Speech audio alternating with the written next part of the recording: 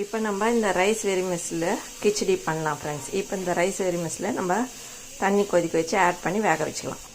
இப்போ இது தண்ணி கொதிச்சு இந்த ரைஸ் வெரிமிக்ஸில் இதில் ஆட் பண்ணிடுங்க. இப்போ இது வேகட்டும், ஃபில்ட்ரு பண்ணிடலாம். இப்போ இதை இந்த சேமியாவை நம்ம ஃபில்ட்ரு பண்ணிடலாம். இதில் ஒரு ஸ்பூன் எண்ணெய் ஆட் பண்ணிக்கோங்க, அப்போ தான் ஒன்றோட ஒன்று ஒட்டாத இருக்கும். இப்போ மூடி ஃபில்ட்ரு பண்ணிடலாம்.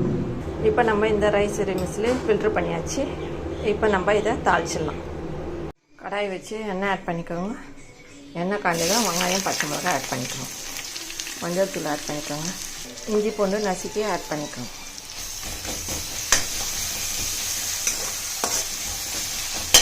வெங்காயம் வதங்கிட்டு தக்காளி ஆட் பண்ணிக்கோங்க. தக்காளி நல்லா வதங்கட்டும். பீன்ஸ் ஆட் பண்ணிக்கோங்க. கொஞ்சமாக உப்பு ஆட் பண்ணிக்கோங்க. இப்போ கரம் மசாலா ஆட் பண்ணிக்கோங்க. கொஞ்சமாக மிளகாத்தூள் ஆட் பண்ணி இதை நல்லா வதக்கிட்டு தட்டி போட்டு மூடிடுங்க. அப்போ தான் இந்த பீன்ஸு வேகும். இப்போ நம்ம இந்த வடித்து வச்ச ரைஸ் வெரிமிக்ஸில் இதில் ஆட் பண்ணிடுங்க. இது ஒரு 5 நிமிஷம் இருக்கட்டும். இந்த காரம்லாம் இதில் மிங்கிள் ஆகட்டும்.